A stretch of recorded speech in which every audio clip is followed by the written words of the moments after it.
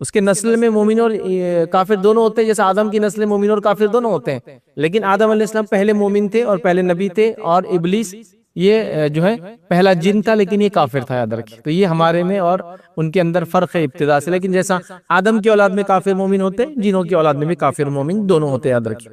اب یاد رکھیے اللہ رب العزت نے، ہم پورے واقعات کی تفصیلات میں نہیں جاؤں گا چونکہ بہت لمبا، پھر اسی میں کئی دن چلے جائیں گے، مختصر سے رکھتا ہوں کہ اللہ رب العزت نے آدم علیہ السلام کو اپنے دونوں ہاتھوں سے پیدا کیا، جو کہ قرآن میں اللہ نے فرمایا کہ اے ابلیس، کس چیز نے تجھے اس چیز سے روکا کہ جس مخلوق کو میں نے اپنے دونوں ہاتھ سے بنایا؟ اور اللہ رب العزت نے اپنے دونوں ہاتھ سے بنایا، اس سے پتہ چلا اللہ تعالیٰ کے دو ہاتھ ہیں، اور روایت میں آتا دونوں ہاتھ سیدھے ہیں، کیسے اور کیا واللہ عالم، ہم نہیں جانتے۔ جیسے اس کی شان کو، اس کی ذات کو لائق اور زیبا ہے، ویسے اس کے ہاتھ ہیں، ہمارے جیسے نہیں، یاد رکھیں، اور دونوں سیدھے کیسے وہ بھی ہم نہیں جانتے، واللہ عالم۔ بہرحال تو کہا کس چیز نے تجھے روکا جس کو آدم کو میں نے اپنے ہاتھوں سے بنایا؟ تو یہاں سے بہرحال اس کا معاملہ شروع ہوتا ہے، چونکہ اللہ نے ایک حکم دیا تھا۔ کیا حکم دیا تھا؟ جو میں نے شروعات میں آیت پڑھی، اللہ رب العزت فرماتا ہے سورہ نمبر 18 آیت نمبر 50 کے اندر کہ اللہ فرماتا کہتا ہے وَإِذْ قُلْنَا لِلْمَلَائِكَةِ اسْجُدُوا لِآدَمَ فَسَجَدُوا إِلَّا إِبْلِيسَ وَكَانَ مِنَ الْجِنِّ فَفَسَقَ عَنْ أَمْرِ رَبِّهِ، کہ جب تیرے رب نے حکم دیا فرشتوں کو وَإِذْ قُلْنَا لِلْمَلَائِكَةِ اسْجُدُوا، کہ سب کے سب مل کے سجدہ کرو، لِآدَمَ، آدم کو، فسجدوا، سب کے سب نے سجدہ کیا، الا ابلیس، سوا ابلیس کے، وکان من الجن، اور وہ جنوں میں سے تھا، ففسق عن امر ربی، اور اس نے اپنے رب کے حکم کو جھٹلایا۔ تو یہاں قرآن نے اس بات کی کلیئر وضاحت کر دی کہ شیطان جس کا نام ابلیس ہے وہ پہلا جن تھا، وہ کبھی بھی ملائکہ فرشتہ نہیں تھا۔ لیکن آپ کہیں گے آیت کی شروعات تو یہ ہوتی ہے وَإِذْ قُلْنَا لِلْمَلَائِكَةِ اسْجُدُوا، اللہ نے حکم دیا فرشتوں کو سجدہ کرنے کا۔ تو عربی کے اندر یاد رکھیے یہ اصولی بات ہے، اس کا گرامر ایسے ہی ہوتا ہے کہ جب میجورٹی سے خطاب ہوتا ہے تو مائنورٹی انکلوڈڈ ہوتی ہے اس کے اندر۔ تو جب فرشتے موجود تھے اور یہ بھی فرشتوں کے صف میں کھڑا تھا، تو جب فرشتوں کو حکم ہوا تو یہ اس کے لیے بھی تھا، اور یہ اس کو سمجھ گیا تھا، ایسا نہیں کہ نہیں سمجھا تھا، یہ سمجھ گیا تھا۔ تو عربی کا یہ قاعدہ ہے، جیسا کہ آپ دیکھیں قرآن کا ایک اسلوب ہے، طریقہ کار ہے، یا ایھا الذین آمنو، اے وہ لوگوں جو ایمان لائے ہو۔ تو ایمان والیوں کا کیا؟ ایمان والوں کو ہی خطاب ہو رہا ہے، نماز قائم کرو، روزہ رکھو۔ تو عورتیں بولیں گی ہمارے لیے نماز بھی نہیں، روزہ بھی نہیں، چونکہ ایمان والیوں سے خطاب نہیں کیا نا، ہے نا۔ لیکن یہاں چونکہ عورت مرد کے ماتحت ہے، تو جب ذمہ دار کو حکم آ گیا تو ماتحت کو بھی حکم آ گیا، یہ اصولی بات ہے۔ اسی طرح عربی کے اندر ایک چھوٹی چیز سے پوری بڑی چیز کو بھی ڈینوٹ کیا جاتا ہے، مطلب کوئی ایک اعضا آپ کے کر دے، جیسے کہ اللہ رب العزت فرمایا کہ روز قیامت سب کچھ ختم ہو جائے گا سوا اللہ کے چہرے کے۔ تو چہرہ ایک اعضا ہے، پارٹ ہے باڈی کا، لیکن اس چہرے کے سے معنی ہے پوری باڈی بھی بچ جائیں گی۔ اللہ تعالیٰ فلاں فلاں انسان کے چہرے کو جہنم سے بچا لے گا، تو کیا اس کا معنی صرف چہرہ ہے؟ نہیں، چہرہ بچ جائے گا مطلب جسم بھی بچ جائے گا۔ تو ایک چھوٹی چیز سے پوری باڈی کو ڈینوٹ کیا جاتا ہے، تو قاعدہ عربی کا۔ تو حکم ہوا فرشتوں کو، لیکن اس کو پتا تھا حکم اس کے لیے بھی انکلوڈڈ ہے، اس نے سجدہ نہیں کیا، اور اللہ نے کہا وَكَانَ مِنَ الْجِنِّ، ہم وضاحت بھی ہوگی، آیت میں بالکل کلیئر ہوئی، ایک ہی آیت ہے جہاں وضاحت بھی موجود ہے، باقی جگہ وضاحت نہیں۔ وَكَانَ مِنَ الْجِنِّ، وہ جنوں میں سے تھا، فَفَسَقَ عَنْ أَمْرِ رَبِّهِ، اور اس نے اپنے رب کے حکم کو جھٹلایا۔ تو آپ سمجھ گئے یہ پہلا جن تھا ابلیس، یہ فرشتہ کبھی بھی نہیں تھا، ایسا بھی نہیں تھا کہ فالن اینجل ہے۔ یہ عیسائیت کا عقیدہ ہے کہ ابلیس جو تھا یہ پہلا فرشتہ تھا اور وہ اینجل تھا، اور وہ پھر بعد میں وہ اس مقام سے گر گیا تو اس کو بولتے تھا فالن اینجل، ٹھیک ہے، مطلب گرا ہوا، مطلب جو فرشتہ اپنے رینک سے گر کے شیطان بن گیا۔ تو یہ ایسا کبھی نہیں تھا، یاد رکھیں۔ ہم میں بھی یہ بہت سارے لوگوں میں بدعقیدگی پائی جاتی ہے، تو یہ کہتے ہیں کہ شیطان پہلے کیا تھا؟ فرشتہ تھا، ادھر سے جھولا لیتے ادھر جاتا تو 70,000 فرشتوں کو تعلیم دیتا۔ اب کیسا جھولا لیتا کیا لیتا مجھے نہیں پتا، لیکن یہ واقعہ میں نے ہر جگہ سنے، ایون مسجدوں میں بھی سنے، ادھر سے جھولا لے کے ادھر جاتا تو 70,000 فرشتوں کو تعلیم دے دیتا تھا، یہ فرشتوں کا سردار تھا۔ لیکن اس کے زیادہ علم نے اس کو برباد کر گیا، اس لیے بچوں زیادہ علم بھی حاصل نہیں کرنا اور زیادہ بڑوں سے سوال بھی نہیں کرنا۔ دونوں کوشچن ہے جو شیطان نہیں کیا، علم بھی زیادہ تھا، سوال بھی کرتا تھا۔ سبحان اللہ، اپنی بات کو فٹ کرنے، اپنی جہالت کو چھپانے لوگ کیسے کیسے قصے، کہانیاں اور واقعات بناتے ہیں۔ تو یہ کبھی فرشتہ نہیں تھا۔ اگر کوئی ایسا عقیدہ رکھتا ہے تو بدعقیدگی ہے، یاد رکھیے، اور یہ فرشتوں کے ساتھ رہتا تھا، غلط بات ہے، ٹھیک ہے، چونکہ جنت میں تھا۔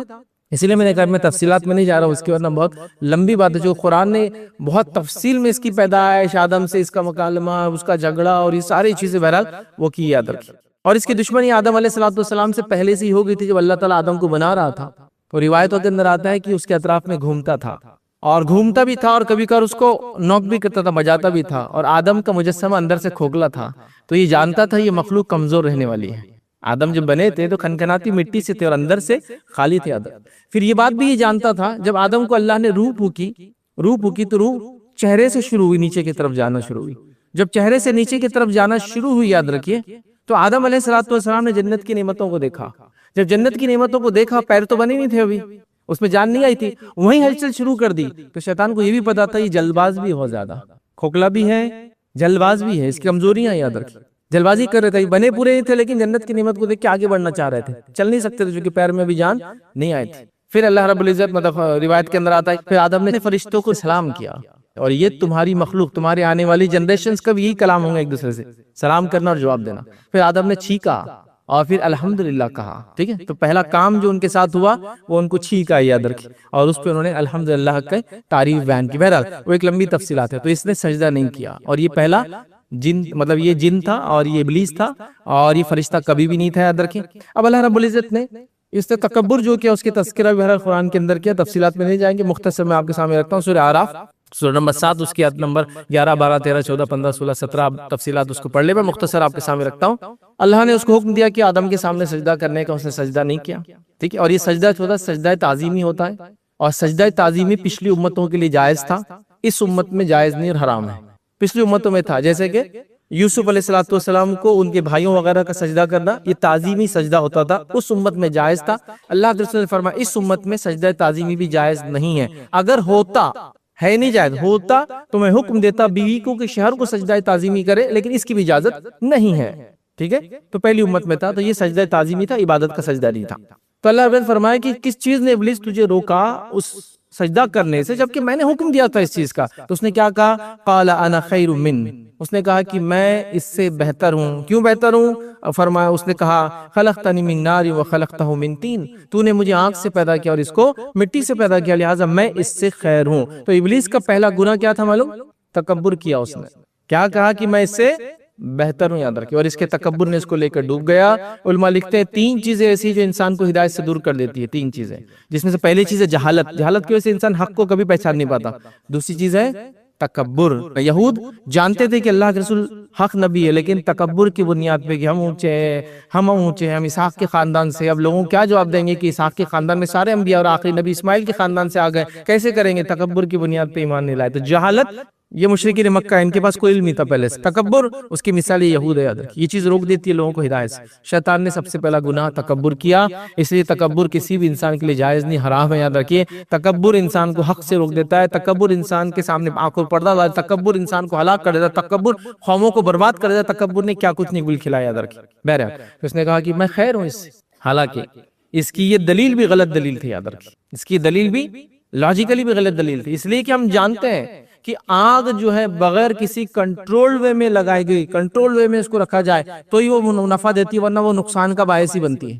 اور مٹی چاہے جہاں بھی ہو وہ خیر کا باعث ہی بنتی ہے. اگر خالی پڑی رہیں گی تو اس میں کیڑے مکوڑے انڈے دیں گے، بچے دیں گے، رو نکلیں گے. اس پہ اگر پانی پڑ جائے گا اور بیج گر جائے گا تو اس میں سے ایک جھاڑ لگ جائے گا، تو وہ خیر ہی دیتی ہے. اور آگ جب تک کنٹرول نہ کی جائے کبھی بھی یہ نفع نہیں دے سکتی. یاد رکھیے. اس لیے کہ اگر آپ آگ کو کوئی لگا دے دیکھیے ہر چیز برباد کر دیتے. تو اس کی دلیل بھی بے بنیاد تھی، اللاجیکل تھی. بہرحال وہ دلیل تو دوسری بات تھی، اللہ کا حکم تک کر گزرا تھا، بس یہ اصل چیز تھی، مطلب یہ تھا اس سے. بہرحال اس نے تکبر کیا، اس لیے تکبر سے ہر انسان کو بچنا چاہیے، یہ بڑی خطرناک چیز ہے. اور آدم اور ابلیس کا مطلب فرق یہ تھا کہ آدم سے بھی خطا ہوئی، ابلیس سے بھی خطا ہوئی، ہمارے والد نے فوراً توبہ کر لی، اس نے تکبر کیا بس. تو متکبر مت بنیے، یہ آپ کو توبہ سے، استغفار سے، آخرت کی نجات سے روک دیتی ہے. یاد رکھیے خطرناک چیز ہے. بہرحال تو اللہ نے کہا، تو کہا تو نے مجھے آگ سے پیدا کیا اور اس کو جو ہے مٹی سے پیدا کیا، تو میں اس سے بہتر ہوں. اللہ نے فرمایا تو پھر یہاں سے جو ہے ذلیل ہو کر جنت سے اس کو نکال دیا گیا. اس نے پھر وہاں ایک چیز کہی، اللہ رب العزت نے جو ہے قرآن کے نقل کی آیت نمبر 14 کے اندر سورہ اعراف کی. اللہ نے فرمایا قال انظرنی الی یوم یبعثون. اس نے یہ کہا کہ اے پروردگار، اے اللہ، مجھے ان کے دوبارہ اٹھائے جانے تک مہلت دی جائے. مطلب کیا؟ انسانوں کے دوبارہ اٹھائے جانے مطلب آخرت تک زندہ رہنے کی مہلت دی جائے. کیا مانگا اس نے؟ آخرت تک میں زندہ رہوں گا. اللہ نے کہا، آگے فرمایا اور کہا جا تجھے اس کی چھوٹ دی گئی کہ تو ان کے دوبارہ اٹھائے جانے تک جو ہے رہ سکتا ہے. تو پتا چلا جو پہلا جن ہے، جو ابلیس ہے، جو کافر ہے، اس کو اسپیشل پریویلیج اللہ نے یہ دیا کہ وہ پہلا جب سے بنا تب سے لے کر قیامت تک زندہ رہنے والا ہے. اس کی نسلوں میں لوگ پیدا ہوتے اور مرتے ہیں لیکن یہ نہیں مرے گا کبھی. تو اس کا تجربہ آپ دیکھ رہے ہیں انسانوں کو بہکانے کتنا ہے، اور کب سے؟ آدم سے لے کر تو قیامت تک کی زندہ رہیں گے. یاد رکھیں. تو اس نے کیا کہا کہ مجھے ان کے دوبارہ اٹھائے جانے تک چھوٹ دی جائے. اللہ نے کہا تجھے چھوٹ مل گئی. اب یہاں 2 چیزیں آتی ہیں. پہلی چیز وہ کیا ہے؟ اس نے اللہ سے دعا کی کہ اللہ مجھے ان کے دوبارہ اٹھائے جانے تک چھوٹ دی جائے. اللہ نے اس کی توبہ، اس کی دعا سیدھے قبول کی۔ یہ ان لوگوں کے لیے دلیل ہے جو کہتے ہیں اللہ سیدھے نہیں سنتا ہے۔ اگر اللہ سیدھے نہیں سنتا تو اللہ کو کہنا چاہیے تھا جا آدم کے ذریعے سے آئے، کیونکہ آدم تو موجود ہے نا، جا آدم کے ذریعے سے آ، سیدھے کیسے مانگ رہا ہے؟ تو دھتکارا ہوا ہے، تو ذلیل اور ملعون ہے، تیرے کو تو میں نے جنت سے نکال دیا، تو شیطان ہے، تو ہمیشہ کا جہنمی ہے، تیری بات تھوڑی میں سننے والا ہوں۔ دعا ہے نا، اس نے کیا کہا؟ اللہ مجھے ان کی دوبارہ اٹھائیں سے مہلت دی جائے، دعا، التجا، گزارش۔ اللہ نے کہا جا تجھے مہلت دی گئی، مطلب شیطان بھی جانتا تھا کہ اللہ سے میں سیدھے مانگ سکتا ہوں۔ اللہ تعالیٰ کو مانگنے کے معاملے میں کسی بیچ کی چیز کی ضرورت اور وسیلے کی ضرورت نہیں ہے، سیدھا مانگا سیدھا عطا کیا گیا، ٹھیک ہے۔ اللہ نے کہا جا تجھے موقع دیا گیا۔ دوسری بات پتہ چلی، یہ قیامت تک زندہ رہنے والا ہے، کیونکہ اس کو موقع دیا گیا۔ یہ اسپیشل ہے، سب نہیں، اس کی پوری قوم نہیں، یہ اسپیشل ہے۔ اس کے بچوں میں پیدا ہوتے اور مرتے ہیں مومن اور کافر ہے، لیکن یہ اسپیشل ہے، پہلے سے لے کر آخر تک یہ زندہ رہنے والا، یاد رکھیے۔ اور آگے بہرحال پھر بہت سارے جگہوں پہ قرآن نے مکالمہ اللہ تعالیٰ کا اور شیطان کا بیان کیا، آپ پڑھنا چاہے تو اس کو پڑھ سکتے ہیں۔ تو یہ ہوئی، یاد رکھیے، ان کی شروعات۔ اور ہم سے دشمنی کہاں سے شروع ہوتی ہے ان کی؟ مومنوں سے دشمنی کہاں سے شروع ہوتی ہے؟ کیونکہ انسانوں میں بھی جو شیطان ہے وہ بھی اس کے پیروکار ہیں، اور جنوں میں بھی جو شیطان ہے وہ بھی اس کے پیروکار ہیں، اور جنوں میں جو مومن ہیں اور انسانوں میں جو ایمان والے ہیں وہ اس کے دشمن ہیں، تو دونوں سے یہ دشمنی نبھاتا ہے، یاد رکھیں۔ تو یہ اس کی دشمنی یہاں سے شروع ہوئی جو ہم نے دیکھا، تو ان کی شروعات اور ہم سے دشمنی کہاں سے شروع ہوئی یہ یاد رکھیں۔ اب اللہ رب العزت نے قرآن میں بار بار کہا کہ شیطان تمہارا دشمن ہے، اس کو تم اپنا دشمن مانو، شیطان تمہارا دشمن ہے، اس کو دشمن مانو، یاد رکھیں۔ تو لہٰذا ہمارا کام ہے شیطان کو دشمن ماننا۔ یہ بڑی افسوس کی بات ہے، ہم رحمان کو نعوذ باللہ اپنا دشمن سمجھ رہے ہیں اور شیطان کو اپنا دوست سمجھ رہے ہیں۔ سارے زندگی کے صبح سے شام تک کے اعمال ویسے ہی نظر آ رہا ہے، جو اللہ کہہ رہا ہے اس کی مخالفت، جو شیطان کر رہا ہے اس کی موافقت۔ موافقت مطلب اس کے جیسا کرنا، یہ ہم کر رہے ہیں، یاد رکھیں۔ بہرحال آگے آئیے، ان کا کھانا اور پینا کیا ہوتا ہے؟ نبی اکرم صلی اللہ علیہ وسلم فرمایا، اور یہ ہر حدیث، ہر بات میں کچھ نہ کچھ غلط فہمیوں کا ازالہ ہے اور ساتھ میں کچھ نہ کچھ ایک انفارمیشن ہے، یاد رکھیں۔ ان کا کھانا وغیرہ کیا ہے؟ تو صحیح مسلم اور بخاری کی روایت ہے، آپ صلی اللہ علیہ وسلم فرمایا اور کہا، صحابہ سے حکم دیا کہ جب تم سفر وغیرہ پہ ہوتے ہو، استنجا کرتے ہو، ٹھیک ہے، پیشاب وغیرہ کے لیے جاتے ہو، ٹھیک ہے، اور تم کو پانی وغیرہ نہیں ملتا ہے، یاد رکھیے، تو جب تم، ویسے استنجا اس کو نہیں بولتے، استنجا تبھی بولتے جب پانی لیا جاتا ہے، اس کو استجمار بولتے ہیں عربی کے اندر بہرحال، لیکن ہاں بس کامنلی وہ استنجا ہی لفظ استعمال ہوتا ہے۔ جب پانی کے ساتھ آپ طہارت کرتے اس کو بولتے استنجا، اور جب پانی نہیں ہوتا اس کو بولتے استجمار۔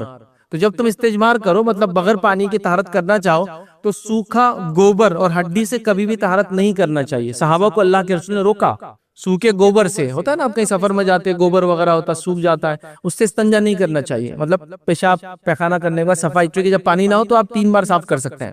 تو آپ نے فرمایا کہ ہڈی سے اور سوکھے گوبر سے، اس کو لید بولتے ہیں عام زبان میں، اس سے جو ہے استنجا نہیں کرنا چاہیے، پیشاب پیخانہ کے بعد اس سے طہارت حاصل نہیں کرنا چاہیے۔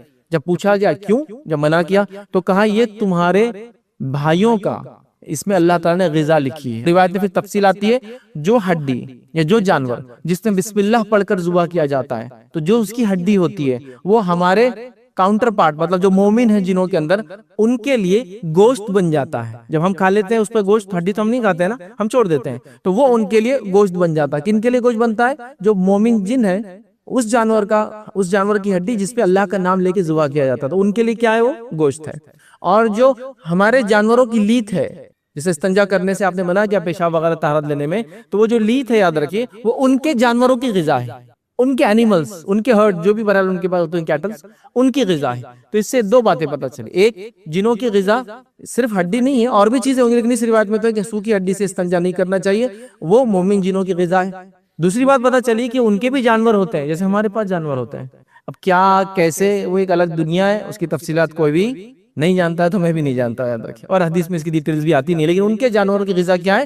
ہمارے جانوروں کا سوکھا ہوا گوبر۔ تو یہ 2 چیزوں سے طہارت وغیرہ نہیں لینی چاہیے۔ ہمارے پاس لوگ یہ خطا کرتے ہیں، یہ غلطیاں کرتے ہیں، سفر پہ گئے ہڈیوں سے طہارت کر رہے ہیں، سوکھے گوبر سے طہارت کر رہے ہیں، پھر پریشان ہو رہے، باولے بن کے گھوم رہے، یہ ہو گیا وہ ہو گیا، اثرات ہو گئے، تو یہ حرکتیں ہوتی ہیں۔ اسی طرح اللہ کے رسول نے منع کیا کہ تم سوراخوں میں پیشاب مت کیا کرو، جو بل ہوتے ہیں راستے میں۔ ہمارے پاس تو بچوں کو بڑا مزہ آتا ہے نا، ارے بل میں پیشاب کریں گے جا کے، آپ نے منع کیا سوراخ میں، جو سوراخ ہوتا ہے نا، ایسا جو چوٹیاں دیکھیے جنگل میں بنا لیتی سوراخ، اس میں سانپ جا کے بچ جاتے ہیں کبھی، تو جو سوراخ ہوتے ہیں کسی بھی اس کا، سوراخ میں پیشاب کرنے سے منع کیا۔ ہو سکتا ہے اس میں کوئی جن رہتا ہو اور تم پیشاب کر دو، پھر اس کو غصہ آ جائے تم پر، اس طرح بلوں میں پیشاب نہیں کرنا چاہیے، ہڈی سے استنجا نہیں کرنا چاہیے، گوبر سے استنجا نہیں کرنا چاہیے۔ اب علم نہیں ہوتا، ہم کچھ بھی حرکتیں کرتے ہیں اور پھر پریشان ہوتے ہیں کہ یہ ہو گیا، ایسا ہو گیا، وہ فلاں ہو گیا، سمجھے نا مسائل جو ہوتے ہیں، میرے کئی مسائل ہوتے ہیں پھر لوگ جانتے ہیں، تو لہٰذا ہمارا کام ہے کہ ہم ان چیزوں میں احتیاط کریں۔ تو یہ ان کا کھانا ہے، یاد رکھیں اس کے تفصیل،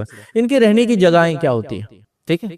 اب اس کے تعلق سے ایک بڑی تفصیلی روایت ہے، میں مفہوم رکھ رہا ہوں سب چیزوں کا، جو کہ حدیث پڑھنے کا موقع نہیں، بہت لمبی لمبی روایت ہے لیکن مفہوم رکھ رہا ہوں۔ تو ان کے رہنے کے ٹھکانے کیا ہے؟ نبی اکرم صلی اللہ علیہ وسلم ایک مرتبہ روایتوں میں آتا ہے کہ آپ طہارت کے لیے گئے، بیت الخلاء کے لیے گئے، مطلب ٹوائلٹ کے لیے گئے۔ جب آپ بیت الخلاء کے لیے گئے تو آپ نظروں سے دور جاتے تھے اور صحابہ آپ کے ساتھ پانی وغیرہ لے کے چلتے تھے، پھر آپ کو دے دیتے تھے، وہ پانی کا ہینڈ اوور کر دیتے تھے، اور آپ انسانی نظروں سے دور جاتے، اور ریگستانوں میں عام طور سے جھاڑ نہیں ہوتے تو آپ کو ٹیلے ڈھونڈنا پڑتے، وہ جو سینڈ ڈیونز ہوتے ہیں نا، اوپر نیچے ہوتا ہے، تو کئی کسی کے آڑ میں بیٹھنا پڑتا ہے جا کے۔ تو ایک مرتبہ اللہ کے رسول طہارت کے لیے گئے اور وہ پانی لے کر گئے اور آپ واپس نہیں آئے۔ اب صحابہ پریشان لوگ، کافی ٹائم ہو گیا نہیں آئے واپس، اور بہت شور و غل کی آواز آئی، بہت مار دھاڑ، ایسا کچھ ڈینجر ہو رہا ہے، لیکن کوئی جانے کی ہمت نہیں کر رہا۔ نبی کریم صلی اللہ علیہ وسلم نے آپ نے آواز دینا چاہیے، ہاں آپ ٹوائلٹ کے لیے گئے تو کس حالت میں نہیں پتا، تو ہم بھاگ بھی نہیں سکتے، پریشان ہو رہے سب، کیا ہوگا؟ جب صحابہ بڑے گھبرا گئے، پریشان ہو گئے، تو نبی کریم صلی اللہ علیہ وسلم آنے لگے، تو سب کو سکون آیا کہ ایسا کچھ مسئلہ نہیں ہے۔ پھر کہا اللہ کے رسول آپ گئے طہارت کے لیے، اتنی آواز وغیرہ آئی، ہم تو سب گھبرا گئے کہ کیا ہوگا آپ کے ساتھ، پتہ نہیں۔ تو کہا میں جب طہارت کے لیے گیا تو وہاں جنوں کے دو گروہ کے اندر جھگڑا ہو گیا تھا، ایک گروہ مومنوں کا، ایک گروہ کافروں کا، اور دونوں میں جھگڑا ہو گیا۔ پھر وہ دونوں میرے پاس آئے، وہ آواز جو سنی وہ جھگڑے کی تھی ان دونوں کی، وہ میرے پاس آئے اور کہا کہ ہم آپ کو فیصلہ کن بناتے ہیں، فریق ثالث جج بناتے ہیں، آپ فیصلہ کر دو کہ جھگڑا تھا ہم کہاں رہیں گے، مطلب مومن کہاں رہیں گے اور کافر کہاں رہیں گے، دوسری بھی ہمارا جھگڑا ہے، تو مطلب زمین کا جھگڑا صرف یہاں نہیں ہے، وہاں بھی چالو ہے، کون کہاں رہیں گا۔ تو کہا کہ کہاں رہیں گا آپ کر دیجئے، تو کہا میں نے دونوں کے اندر فیصلہ کر دیا۔ صحابہ نے کہا کیا فیصلہ کیا آپ نے، مطلب کس کو کیا دے دیا؟ تو نبی اکرم صلی اللہ علیہ وسلم حدیث کے الفاظ اس طرح ہے، آپ نے کہا کہ میں نے مومنوں کو اونچی جگہیں دی اور پہاڑ کی چوٹیاں دے دی، جو مومن جن ہیں ان سے کہا کہ تم پہاڑ کے اوپر رہا کرو، چوٹیوں پہ رہا کرو، یہ تمہارے لیے جگہ رہنے کے لیے ہے پہاڑ پہ، اور کافروں کو کہا کہ تم پہاڑ کے نچلی جگہوں پہ رہا کرو، دروں میں، دو پہاڑ کے بیچ میں جو وادی ہوتی ہے نا اس کو درے بولتے ہیں، دروں میں رہو، اور غیر آباد ٹاپوؤں پہ سمندروں میں جا کے رہو۔ تو دونوں میں نے کر دیا اور دونوں کو فیصلہ سنا دیا، یہ پہاڑوں پر اوپر والی جگہوں پر اونچی زمینیں ہوتی ہیں، اور کافروں کو کہا کہ تم نچلی زمینوں پہ رہو، پہاڑوں کی وادیوں میں رہو، اور خاص طور سے سمندر کے جو غیر آباد ٹاپو ہوتے ہیں، جو آئلینڈز ہوتے ہیں جس پہ کوئی آبادی نہیں ہوتی، وہاں جا کے تم بس جاؤ۔ تو میں نے دونوں کے اندر یہ فرق کر دیا، تو دونوں کی رہنے کی جگہیں کچھ نہ کچھ حد تک اس روایت کے اندر آ گئی کہاں رہتے، لیکن اس کا مطلب یہی نہیں کہ یہیں رہتے ہیں، ان کی میجورٹی آبادی وہاں رہتی ہے، لیکن یہ ہم میں بھی آ کے رہتے ہیں، انسانوں میں بھی رہتے ہیں، اس کی تفصیلات بھی ہم جانتے ہیں۔ اللہ کے رسول نے کہا بیت الخلاء جاؤ تو یہ پڑھو، ہم بستری سے پہلے یہ الفاظ کہو، ہے نا، یہ سب کیوں ہیں، وہ ہمارے اندر بھی آتے ہیں۔ ہاں ہو سکتا ہے اس کا معنی یہ ہو کہ جب رہنے جاتے ہو تو وہاں رہتے ہوں گے، باقی دنوں میں ہمارے آبادیوں میں ان میں آتے جاتے ہوں گے، اور ان کے لیے ٹریولنگ ڈسٹنسز معنی نہیں رکھتے، یاد رکھیے وہ چند سیکنڈز میں پہلے آسمان تک جا کے آ سکتی ہے، اللہ رب العزت نے اتنی رفتار اور اتنی صلاحیت ان میں دی ہے، تو ان کے لیے کوئی مسئلہ نہیں کہ دن بھر پہاڑ پہ رہے یا رات میں پہاڑ پہ جا کے رہے، دن میں انسانوں میں آ جائے، لیکن یہ انسانوں میں بھی رہتے ہیں، جیسے کہ روایتوں کے اندر الفاظ آتے ہیں، یاد رکھیے یہ قبرستانوں میں موجود رہتے ہیں جو ان میں سے کافر ہوتے ہیں، یہ حماموں میں موجود رہتے ہیں جو حدیث کے اندر الفاظ یہ، جب تم تو بیت الخلاء کو جاؤ تو کیا پڑھو، اللہم انی اعوذ بک من الخبث والخبائث، یہ خبث اور خبائث جو ہے یہ گندے قسم کے جن ہوتے ہیں جو انسانوں کو ننگا جب انسان ہوتا ہے جب تکلیف پہنچا دے، تو کہا ان سے پناہ مانگ لو۔ تو حمام اور بیت الخلاء جب انسان ننگا ہوتا ہے وہاں بھی آ جاتے ہیں، یاد رکھیے وہاں رہتے ہیں۔ اسی طرح وادیوں میں رہتے ہیں جو ہم نے حدیث کے اندر ہی دیکھ لیا، نچلے علاقوں میں یہ دروں میں رہتے ہیں۔ اسی طرح یاد رکھیے وہ گھر یاد رکھیے جو غیر آباد ہوتے، زمانے سے حویلیاں ہیں یہ وہ، یا کوئی نہیں رہتا تو وہاں بھی یہ جا کے بچ جاتے ہیں۔ اسی طرح وہ گھر جن کے دروازوں کو جب بند کیا جاتا ہے یا کھولا جاتا ہے، بسم اللہ نہیں پڑھا جاتا تو وہاں بھی رہ جاتے ہیں۔ حدیث کے اندر الفاظ ہے جب کوئی انسان کھانے کو بیٹھتا ہے بسم اللہ نہیں پڑھتا تو شیطان بولتا ہے اپنے ساتھیوں کو آج کھانے کا انتظام ہو گیا، اور جب کوئی انسان اپنے گھر کا دروازہ کھولتا ہے اور بسم اللہ نہیں پڑھتا ہے تو شیطان کہتا ہے آج رہنے کا بھی انتظام ہو گیا، تو لاجنگ بورڈنگ دونوں ہو گیا آج تو ہے۔ اور اگر کوئی بسم اللہ پڑھ کے کھا لے تو کہتا ہے آج کھانے کا انتظام نہیں ہوا، اور بسم اللہ پڑھ کے بند کرے تو کہتا ہے آج رہنے کا بھی انتظام نہیں ہوا۔ تو گویا اگر آپ کھانا کھاتے بسم اللہ نہیں پڑھتے، گھر کے دروازے بند کرتے بسم اللہ نہیں پڑھتے، تو شیطان داخل ہو جاتا ہے اور سوتا ہے۔ اور ایک روایت میں یہ بھی الفاظ ہے جو ایکسٹرا بستر گھر میں ہوتے ہیں، ویسے میں ڈرانے کو نہیں بول رہا ہوں یہ، لیکن ایک سمجھانے کو لاجیکل چیز ہے اس کے اندر، ایکسٹرا بستر ہوتا ہے تو شیطان اس کو استعمال کرتا ہے۔ حدیث میں الفاظ ہے جب تو سوتا ہے تو تیرے لیے ایک بستر تیرے گھر والوں کے لیے ایک بستر اور خالی بستر پھر شیطان کا. اس میں ایک بات تو یہ کہ ایکسٹرا ویگنٹ نہیں ہونا چاہیے, خام و خواہ کے گھروں کے اندر بستر وغیرہ سجا کے نہیں رکھنا چاہیے. ہمیشہ ہوتا ہے لوگ بڑے بڑے گھر بنا کے 10 کمرے 2 لوگ رہ رہے ہیں 8 میں بستر بچھائے, مطلب یہ خام و خواہ شیطان کے لیے, پھر یہ کیا یوز ہے اس کا, ایسا بتانا مقصد. لیکن ایک مقصد یہ بھی ہے کہ شیطان شاید وہ خالی بستروں کو آکوپائی کر کے اس پر رہتا کرتا ہے, لیکن یہ فزیکل سینس میں ڈرنے کی چیز نہیں, یاد رکھے. معنی یہ کہ اننیسری چیزیں نہیں ہونا چاہیے, اس کو اٹھا کے رکھ دیجئے, ضرورت نہیں ہے تو بنائیے مت, جب ضرورت رہیں گی تب بنا لے. جیسے مہمان آتے ہو تو ایک بستر ٹھیک ہے, لیکن 10 کمرے 10 بستر, 2 لوگ گھر میں, مہمان کتنے آئیں گے ایک ٹائم میں, ٹھیک ہے. بہرحال اس طرح چٹلیل میدانوں کے اندر یہ لوگ رہتے ہیں, اور پہاڑوں کے اونچے علاقوں میں مومن جن رہتے ہیں, یہ بھی ہم نے بہرحال دیکھ لیا یہ, ٹھیک ہے. اسی طرح یاد رکھیں ان کی قوتیں اور طاقتیں کیا ہوتی ہیں. تو یہ بڑے قوت اور طاقت کے حامل ہیں. جیسا سفر کے معاملے میں ان کو ٹریولنگ ڈسٹنسز کچھ نہیں مانا رکھتے, ٹریولنگ ایکسپینسز ان کے لیے کچھ نہیں ہے, ٹریولنگ ٹائم جیسی کچھ نہیں ہے دنیا میں. تو اللہ رب العزت نے بڑی ان کو طاقتیں بھی دے رکھی ہے, قوتیں, مطلب فزیکلی یہ بہت اسٹرانگ ہوتے ہیں. اس کا معنی یہ نہیں کہ بہت باڈیلی ہوتے ہیں وغیرہ, چونکہ وہ تو دکھتے ہی نہیں تو ہم جانتے ہی نہیں ان کی کیفیت, لیکن طاقت بہت اللہ رب العزت نے اس مخلوق کو دے رکھی ہے. یہ بڑے بڑے تعمیرات کر سکتے ہیں, کنسٹرکشن ورک کر سکتے ہیں, جو کہ سلیمان علیہ السلام کے لیے انہوں نے کیا بھی, اور روایتوں کے اندر یہ بات موجود بھی ہے. اور آج بھی کچھ بیت المقدس یا القدس جو علاقہ یاد رکھے, جو شہر ہے جہاں مسجد اقصی یاد رکھی, وہاں جو لوگ گئے ہوں گے زیارت وغیرہ کے لیے, تو وہاں آپ نے دیکھا ہوگا جو دیواریں وغیرہ ہیں ایسی عجیب و غریب انداز سے اتنے بڑے بڑے پتھروں سے بنی ہیں کہ یہ بات تو ابھی تک طے نہیں ہو سکی ہے, یا پتہ نہیں کی جا سکی کہ کیسے اتنے بڑے پتھروں کو اتنی اونچی اونچائیوں پہ انہوں نے لگایا. کچھ پتھر تو ایسے ہیں کہ جن کا ایک اپروکسیمیشن سائز وغیرہ کے اعتبار لگایا تھا 700 ٹن ان کے ویٹ سے یاد رکھیے, جو ایک بلاک ہے, اور وہ ایک بلاک پہ ایسی عمارتیں بلڈنگیں کھڑی ہے. تو سوال یہ کہ وہاں نہیں تھے پتھر, لائے گئے کہیں سے, کیا ٹیکنالوجی ہوں گی. آج بھی ممکن نہیں اتنے بڑے پتھروں کو اٹھا کے لے جانا, کوئی کرینز آج ہی موجود نہیں ہے, اس زمانے میں کیسے کرتے ہوں گے. تو یہ ہمارا یہ ماننا ہے کہ سلیمان علیہ السلام کو اللہ نے جن اور انس کے اوپر بڑی طاقت دی تھی, اور یہ ان بادشاہوں میں سے ایک بادشاہ ہے جن کو اللہ رب العزت نے پوری دنیا میں جو ہے سارے عالم کے لیے بنایا تھا. یاد رکھیے 4 بادشاہ ایسے گزرے ہیں جن کو اللہ رب العزت نے ساری دنیا کے اندر غلبہ دیا تھا, بہت موسٹ پاورفل جس کو کہیں گے امپائرز ان کے تھے, جس میں سے پہلے ہے سلیمان علیہ السلام, دوسرے ذوالقرنین. ان دونوں کو بڑی طاقت دی تھی, اور 2 کافر تھے اور 2 مومن تھے, جو اس زمانے میں جب وہ تھے سب سے بڑا امپائر تھا, پوری دنیا پہ کنٹرول کرتے. تو سلیمان علیہ السلام کو اللہ نے بہت کچھ دیا تھا, ہوائیں ان کی باتوں کو سنتی تھی, جنوں کو ان کے قبضے میں دے دیا تھا, اور کیا کچھ اور کیا نہیں یاد رکھی. بہرحال تو بڑے بڑے تعمیرات سلیمان علیہ السلام کے حکم سے کرتے, دیواریں بناتے, بڑے بڑے دیگیں بناتے, اس میں کھانا بنایا جاتا, تالاب وغیرہ XYZ ABC بہت سارے کام یہ کر سکتے تھے. تو ان کی قوتیں بہت زیادہ ہے.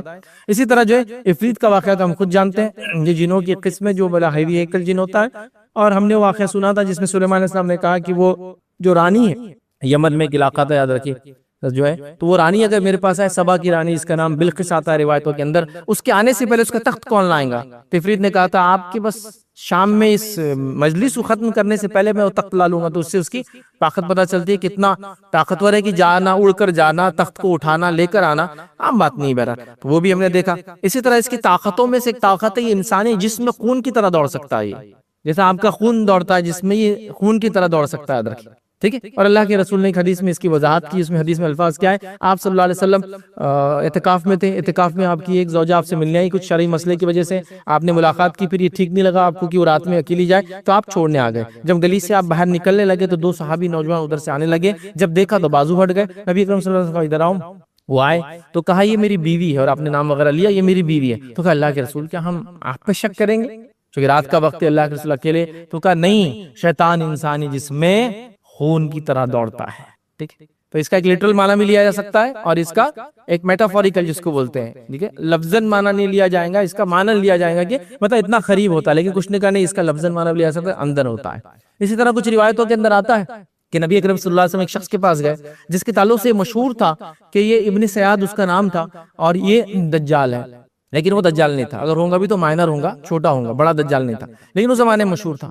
نبی اکرم صلی اللہ علیہ وسلم کو جب بتایا گیا تو آپ نے حضرت عمر کو لیا اور کہا چلو جا کے اس کو دیکھتے ہیں. نبی اکرم صلی اللہ علیہ وسلم اس کے پاس گئے, اور چند سوالات کیا, برا وقت نہیں, پورے سوالات وغیرہ کیا تھے, لیکن ایک سوال نبی اکرم صلی اللہ علیہ وسلم نے آخر میں اٹھا کے رکھا تھا اور کہا میرے دل میں کیا ہے. اب ہوا یہ تھا کہ یہ واقعہ ہونے سے جسٹ تھوڑی دیر پہلے, مطلب جب یہ پتا چلا کہ ابن سیاد دجالے لوگ کہہ رہے تو آپ سے ملنے جانے لگے, تو تب آپ پہ آیتیں نازل ہوئی تھی, اور یہ آیتیں تھی سورہ دخان کی نازل ہوئی تھی, ایڈجسٹ ہوئی تھی. اور اللہ کے رسول ابھی کس کو بھی نہیں کہا تھا یہ آیت, ابھی آپ کے پاس ہی تھی, چونکہ اللہ کے رسول لوگوں کو بتاتے تھے مجھ پہ یہ نازل ہو, ابھی نہیں بتایا تھا. تو کیا کہا, میرے دل میں کیا ہے.